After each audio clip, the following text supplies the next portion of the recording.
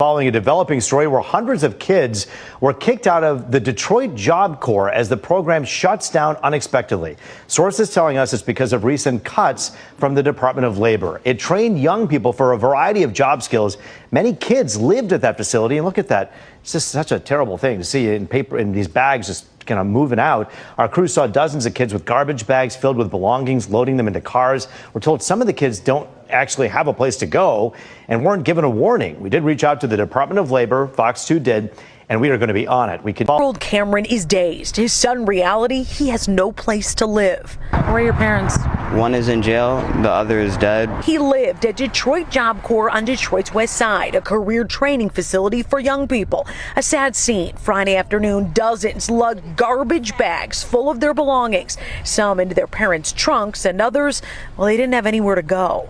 The staff, they had us go to the wreck at about 1:30, and they broke the news to us, and they had us go to the dorms, pack our stuff. The staff on site would not say a word to us, but sources tell us it was shut down after recent cuts at the Department of Labor, which oversees the program. I didn't want him to be a statistic, so I wanted him to be focused and get his education. 16-year-old Carlton Davis lived here, and his mom recently lost their house, and there's more. I have breast cancer surgery next week, so now I'm debating having my surgery canceled.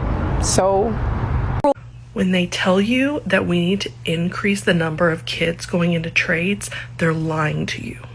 When they tell you that we need to get kids into good paying jobs so that they can be contributing members of society, they're lying to you. And why I say that is because the Department of Labor just shut down Job Corps. And if you don't know what Job Corps is, it's a program for at-risk youth ages 16 to 24 that provides dorm-style housing, provides your meals, and it helps you get your GED if you don't have one, and it gives you a year-long training program so that when you graduate from the program, you have a certification in a trade and can go out there and get a job, and they help you get a job. They also help you secure housing, childcare, whatever you need to be a stable human after you graduate the program. They've removed all funding, all of it, across the country, 40,000 at-risk youth. And the reason it upsets me so deeply is because, do you know who makes up a lot of Job Corps participants? Aged out foster youth who have nowhere else to go because they're kicked out of foster care. They don't have housing. They don't know where their next meal's coming from. Only 50% of them have a high school diploma. And so what Job Corps offers is a lifeline for kids with nowhere else to go. It at least gets me a roof over my head. It gets me food. It gives me a community and friends. And it gives me an opportunity for the future. I can get my degree. I can get my license. I can get my certification to go into the trades. So when they're telling you they're just cutting all these budgets because we need to focus more on kids getting trained in the trades, they're lying to you. They're lying, because if they actually did care about that, they would put the effort into programs like Job Corps.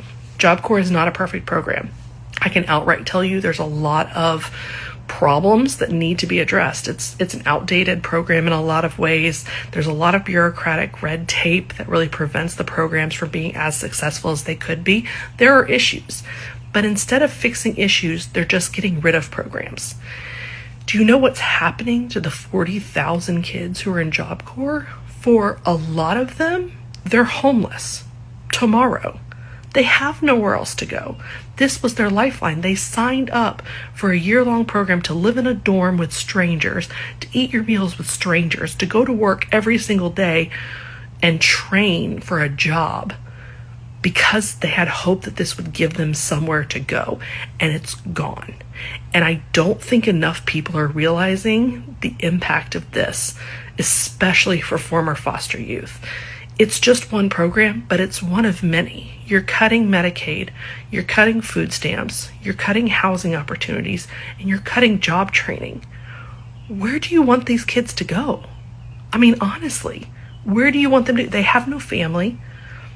For most of them, they don't have ID, they don't have a car, they don't have job training. Where do you want them to go? What do you want them to do? And I know the answer, and I don't want to say the answer, because it's wrong. And it's not what we should be doing as a country. We're the wealthiest nation on earth. There's zero reason why we shouldn't offer an opportunity for kids who want to be trained for a job to give them that opportunity to do that.